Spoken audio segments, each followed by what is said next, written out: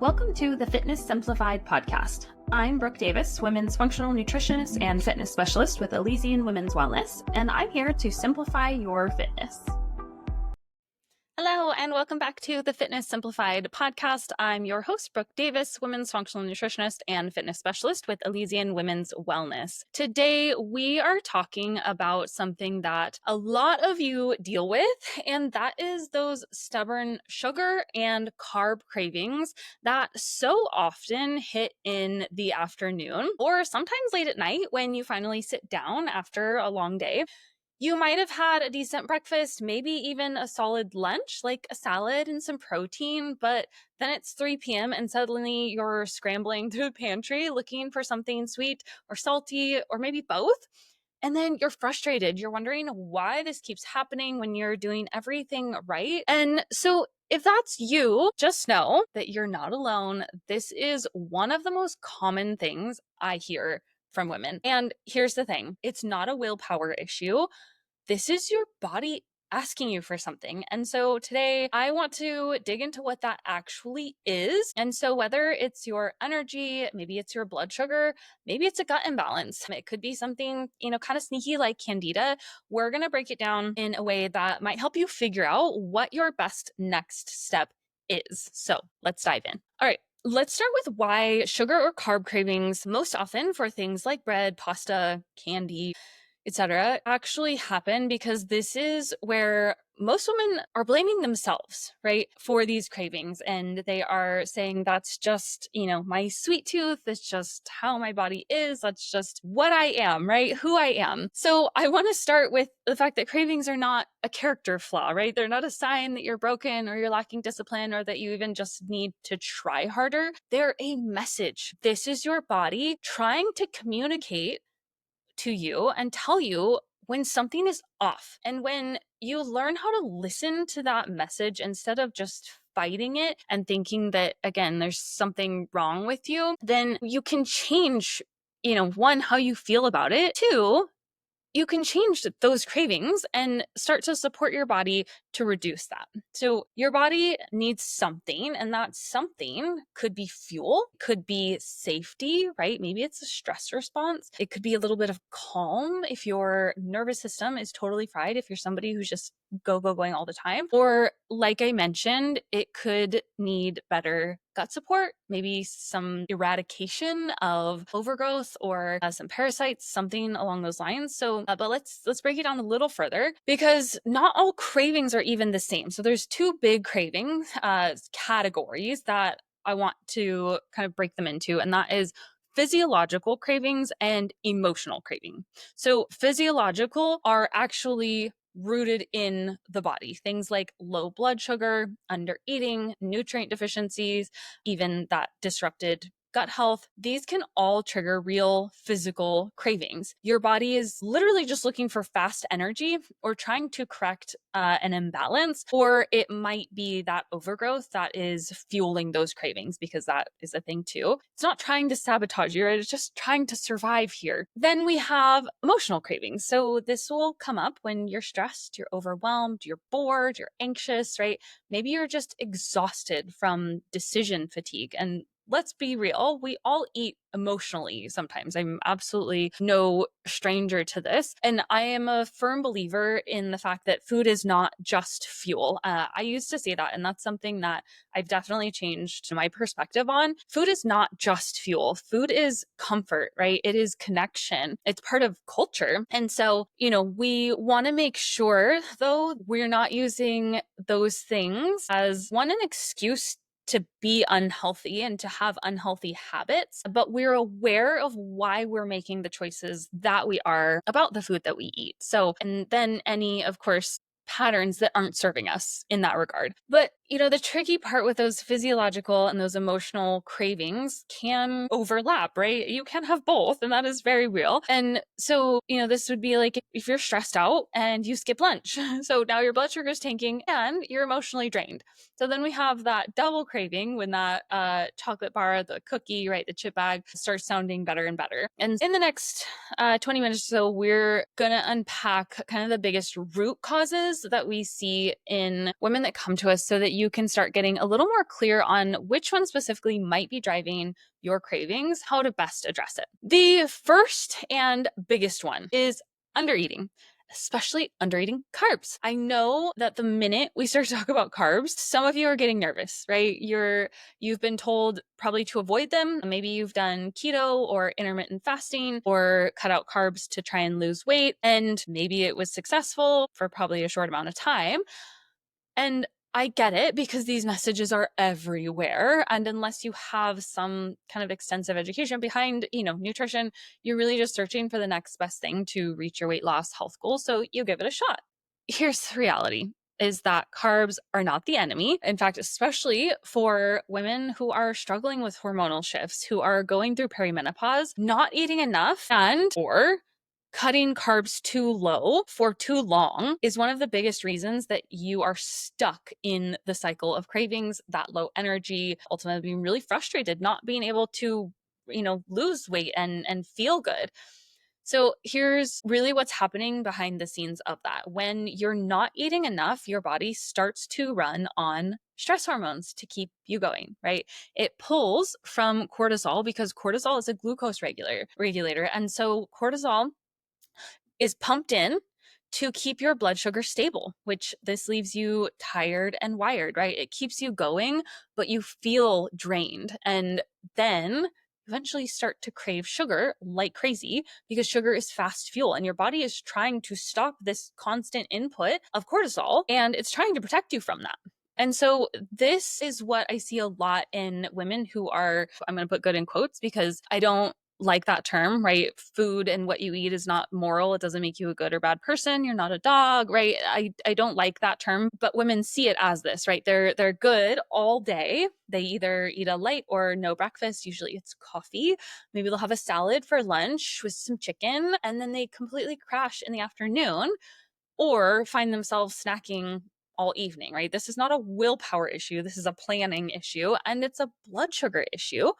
And it is so often tied to not eating enough earlier in the day. Another layer of that is that a lot of women are training and they're strength training, and some of them are training really hard, lifting heavier, trying to build muscle, but they're still eating the same amount that they did years ago. And this disconnect matters. In order to fuel your body as you increase energy, your energy, you have to eat more. And if you don't fuel for that extra, output, your body is going to ask for it in quick carb form later. And again, that's just your body doing its job. So if this sounds like you, again, there may be multiple factors, but if you're noticing yourself, being like, oh yeah, do that. Okay. Here's what I want you to try. One, start with eating breakfast, like a solid one. Breakfast really should be one of your biggest meals, including breakfast and your meals throughout the day. Make sure that your meals have enough protein, they have a source of healthy fat, and they have complex carbohydrates, things like root vegetables, carrots, squash, and then fruit. Beans, quinoa, lentils, rice are all great sources. And the beans, quinoa, and lentils, those are all actually going to be additional sources of protein. So if you feel overwhelmed by the amount of protein that you have to eat, those are really great things to prioritize in your meals. And then start your meals with protein and fats, fiber, in order to stabilize your blood sugar a little bit better. It'll help reduce that spike if you are eating something else. And then don't go too long without eating throughout the day, especially if you're already struggling with hormonal fluctuations. If you know this, you're going through perimenopause, make sure that you're eating regular meals because your blood sugar, your insulin response, that is already impacted by those hormonal fluctuations. And then I want you to just notice if some of your cravings start to actually reduce and ease up when you eat more consistently, when you fuel better. And if so, then this was probably a big piece, at least, of your puzzle. All right, let's move on to another kind of sneaky reason that you may be craving sugar constantly, and that is gut health. Again, so many people that I hear think their cravings are just, oh, I need to be better. I was bad this day, blah, blah, blah. They think of it as just like a brain or a willpower thing. But honestly, sometimes it's your gut bacteria. And so your microbiome is, this is where trillions of bacteria, fungi, other microbes live in your digestive tract. And this has a huge impact and influence on your cravings, your mood, and your metabolism. So when that gets out of balance, things get weird, right? One of the biggest culprits is something called candida, which I know a lot of you have heard about, but this is a type of yeast that lives in the body. It's natural. Everybody has it. But the problem happens when it starts to overgrow. So a lot of times it is after antibiotics, in periods of high stress, a low stomach acid, which stress can cause, or years of low calorie dieting. So things like candida and other overgrowths that are similar to it, they actually feed on sugar and starch. And they can literally trigger your cravings in order to keep themselves alive and thriving. So when you have that overgrowth, they're actually sending the signal out that you need to eat more of it so they can, again, thrive. And before you panic or just assume you have candida, let's talk a little bit more about what it might feel like when these kinds of gut imbalances are actually driving your cravings. So number one is that the sugar cravings hit right after meals, after you've, eaten. If you have a white coating on your tongue, especially in the morning, right? Your tongue should be light pink, not white.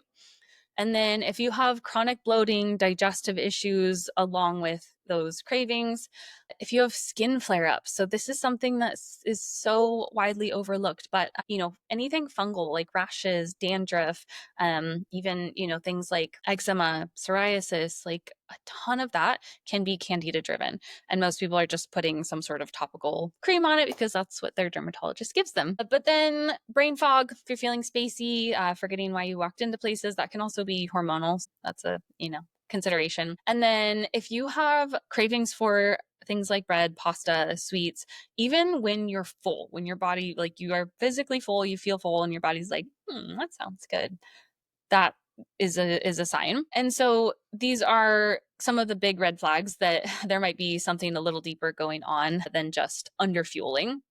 And like I said, it's not uncommon at all. It is really common, especially when you have a history of high stress or frequent dieting, which the majority of women who come to us do have both. And so what can you actually do about this? Well, it really depends on kind of the root cause of it. I don't recommend that most people go straight into a candida cleanse that you found on Instagram. This is something that I'm actually probably going to do another podcast on, but things like that can be really intense. They can often make things worse if your gut lining really isn't ready for it. And if you're already struggling with the mental component of restriction, of under eating, things like that can actually worsen your mental health and your relationship with food. So what I do recommend doing is starting by adding in some fermented foods, things like sauerkraut, kefir, if you can tolerate those kinds of things, cutting back on refined sugars, alcohol for sure, and processed carbohydrates.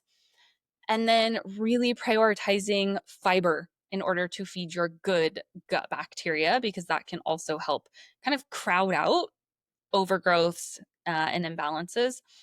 And then if it's not getting any better with those practices, get tested. Something like a GI map can give us a really clear picture of what's going on. It'll tell us whether you actually have candida overgrowth or not. It can give us signs of SIBO and any other gut microbiome imbalances, along with a whole host of other markers. But gut health, definitely, it takes time to dial in. This is not going to be an overnight process. I mean, for most people, you're looking at 6 months, an absolute minimum, in order to like fully eradicate, re-heal the lining and reintroduce whatever foods you eliminated that were bothering you. So, but that doesn't mean that you're not going to start feeling better, within weeks. Once you really start to rebalance the gut microbiome, your intense sugar cravings will start to fade. But again, it's not necessarily about restriction and cutting all these things out. It's about rebalancing your microbiome. So next, speaking of sugar cravings fading, let's talk about what happens when your blood sugar is all over the place, because this one is huge. When you eat something sweet high carb, processed carbs, especially on its own, without protein, without fat, without fiber, your blood sugar spikes. Okay. In response, your body releases insulin. This is the hormone that helps take sugar out of the bloodstream and get it into your cells for energy, for storage, shuttles it into the muscles for usage. And this is normal. This is a very normal response. We want this. Okay. This is what's supposed to happen. But here's the kicker. If that blood sugar spike is too high, or your body has become less sensitive to insulin over time, which is really common, especially in women over 35 because of the fluctuations in estrogen and progesterone, then your system can overcorrect. Your blood sugar crashes too fast. And that is when the cravings hit again. You're tired, foggy, maybe you're shaky, and all you can think about is quick carbs. You're like, I need food now. This is classic blood sugar roller coaster. This is the spike, the crash, the crave, repeat, right? You come in and you're like, I'm going to grab the first thing that I can see. And insulin resistance plays a really big role in this process. When your cells stop responding to insulin as efficiently as they should, which along with the, hormonal shifts, it can also be due to stress, poor sleep, under eating, and like I mentioned, the hormonal shifts of perimenopause. Your body has to pump out more insulin in order to get this job done. These high insulin levels over time don't just lead to cravings, they make it harder to burn fat. They make it easier to store fat, especially around the middle, that visceral belly fat, and it can leave you feeling constantly hungry even when you've already eaten. And here's something really important that I want you to remember is that you don't have to be diabetic to have blood sugar issues. Your A1C doesn't have to be high. You don't even have to be pre-diabetic in order to have blood sugar issues. And this is where functional analysis of blood labs can be really powerful and give you better insight. And even, hair tissue mineral analysis, things like that can give you better insight into what is going on in your cells versus once you've actually reached the point that you are diabetic. And now, the doctors are trying to prescribe you medication. So, you don't even have to eat like bad food. I see this all the time in women who are eating healthy, whole foods, but they still are skipping meals. They're eating caffeine on an empty stomach. They're grazing on things like smoothies, fruit, granola with very little protein, very little fiber, right? Or very little fat to anchor that and stabilize blood sugar. And so this is where, like I said, the normal ranges on blood labs might not tell you that you're diabetic or you're even in the pre-diabetic range, but you have patterns that point to insulin dysregulation, and you can also test insulin. But like anything, this process, it's not about being perfect, right? It's about working to stabilize your blood sugar so your body isn't constantly begging for that fast fuel, because that's exhausting. And so if you notice that your energy crashes kind of mid-afternoon, maybe you're feeling anxious, foggy between meals, or you're craving something sweet after dinner, even when you're full, that is your blood sugar talking. So here's what I want you to try. Number one, try and eat every 3 to 5 hours, really at the absolute most. Don't go long stretches without food. Like I mentioned before, you can even employ, the first one, that is to start every meal with your protein, fat, and fiber. This is going to slow down the release of the, blood sugar into your blood sugar, slow down the release of sugar, glucose into the bloodstream, and reduce the insulin response. And then the kind of number one rule, and I mentioned this, is to always pair your carbs with protein, fat, or fiber. Never eat naked carbs on their own. This picture always makes me laugh. I heard this somewhere and I just picture this little piece of bread with butt cheeks like walking around. I hope they gave you a little laugh. So, and then lastly, don't drink coffee on an empty stomach. Have some protein first, even just a few bites, because when you drink coffee, it actually impacts your glucose levels more and will give a higher response to whatever you eat. And unfortunately, most coffee either has sugar in it from your creamer, or you're adding sugar, and or you're eating it, or you're drinking it with a donut or a piece of toast or something along those lines, which, like I said, that impact actually, it has a larger impact on your blood sugar levels when you drink coffee. So keep that in mind. Balancing your blood sugar isn't just going to help your cravings. It's really going to support your body overall. So your hormones, your mood, your energy, your sleep, your metabolism, right? Everything starts to work better when you reduce the impact on your blood sugar and it's more stable. And it just overall reduces stress on the body. And that includes fat loss, by the way. So if you are struggling with stubborn belly fat, again, that visceral fat, and it feels like it came out of nowhere, then prioritize stabilizing your blood sugar. And for now, really just start noticing your body's rhythm. Pay attention to when your cravings show up and kind of how you feel during that. That awareness alone can be really, really powerful. But this is honestly one of the fastest and most simple ways to start feeling better, not just physically, but mentally. It's going to clear your brain. When your blood sugar is steady, your brain, your mood is more stable. It's all connected. So I have a whole guide that I will link in the show notes for you on stabilizing blood sugar. So go snag that if this is something that you are struggling with. Now, let's really pull this together and talk about how to figure out which of these patterns is showing up for you and how you can best address it. So at this point, you're probably thinking, maybe it's blood sugar, maybe it's my gut, is it stress, is it all of it? Totally fair. And these can layer together, but I want to walk you through a couple of check-in questions just to start connecting the dots. And as we do this, think about your typical day, your week, just notice what feels the most true for you. So number one is, do your cravings show up during or after a stressful day? Like maybe you're totally fine until work gets chaotic or your kid melts down and suddenly you're reaching for something sweet. If so, that's probably a cortisol blood sugar connection. Okay. Your body's trying to bring you back to safety with fast energy, which ironically can be a double-edged sword, right? Number two, do you crave carbs more after you've already eaten them? So say you've had a sandwich or pasta and then you can't stop thinking about it, or maybe you can't stop eating it, right? If so, that's probably a blood sugar rebound, right? Your body spiked and then crashed. Now it's chasing that quick stability again. Number three, do you feel puffy, bloated, or uncomfortable along with the craving, especially if you get gas, if you have that brain fog, maybe some skin issues? That is when I start thinking gut issues, right? Maybe you have some sort of dysbiosis, maybe you have some candida overgrowth. And number four, do your cravings hit hardest at night? So that late night, wandering into the kitchen after dinner, that can be a big sign of undereating during the day, especially your carbs and calories, or not hitting your protein goals. If you're not getting enough protein, your body will go again, fast calories, fast nutrients, fast fuel. So if this is a yes for you, then I highly suggest starting to track your food. Make sure you're hitting at least 100 grams of protein and at least 100 grams of carbs. But if you're training hard regularly, you need more. These patterns tell us so much, and sometimes really just identifying them is enough to start shifting your habits. But if you've tried to piece this together yourself, you still feel really stuck, this is where functional labs can give us some real clarity and just a really straightforward action plan. So if you are leaning toward stress, burnout, starting with the HTMA is really great. This is a hair test that shows us mineral levels over a long term, right? 2 to 3 months.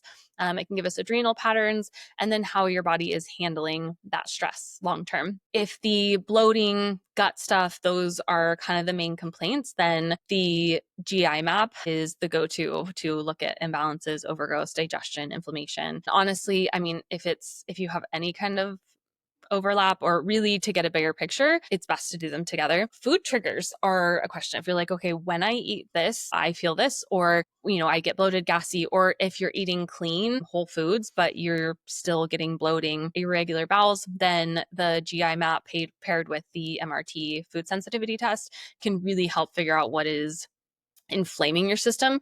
This gives us a super fast track to healing. And this doesn't mean that you can't have these foods forever, but it's showing you what right now is bothering you. Because what happens is when you have leaky gut and this food gets through the mucosal barrier, your body then sees it and into the bloodstream. Your body sees it as an invader. And so it creates antibodies to go attack that. The next time you eat it, it has that same response because it remembers that food. And so that is what can cause food sensitivity to things that used to maybe not be an issue. Maybe that's when you feel like you can't eat anything. So, without bloating, that doesn't mean that you are going to be, restricted to cutting those foods out forever. It means that we need to reduce your immune response to it. We need to support the mucosal barrier, get some healing, and then slowly work to reintroduce that.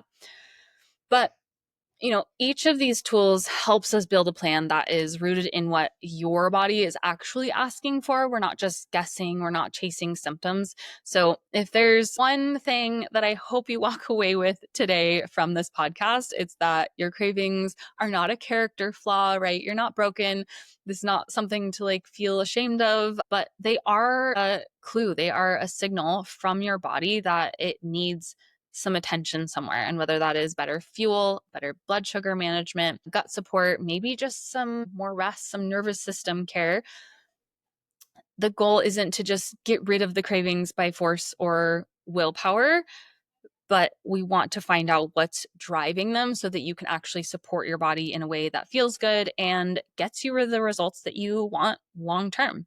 So if you want more help figuring out what your specific signals are pointing to, I have a free hormone analysis where we'll walk through your symptoms, your patterns, and really identify which of kind of main 5 hormone profiles you might fall into. But this is more than just looking at estrogen or progesterone, right? We're using this to assess your stress response, blood sugar, gut health, and how this is impacting your metabolism. So it's really quick. It's eye-opening, and it is the first step to building a plan that actually works for your body. So you can grab yours at the link in the show notes, or you can go to elysianwomen.org to get started. You don't have to keep guessing, pushing through another cycle of restriction, frustration. We can get to the root cause together. Thanks for tuning in to this episode of the Fitness Simplified Podcast. We are stoked to have you join us on your journey to better health and fitness. If you have any questions, suggestions for future topics, or just want to chat, feel free to reach out to us on Instagram at Brooke_Elysian and Facebook linked in the show notes, or via our website, ElysianWomen'sWellness.com.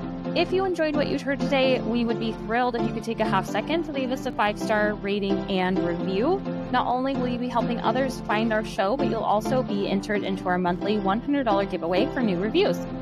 If there was something you heard that was helpful or impactful, please screenshot it, tag me, and share what it was so that we can bring you more. Plus, you'll be entered into our monthly Legion Recharge post-workout giveaway. So make sure to hit that subscribe button and stay tuned for more. Thanks for listening.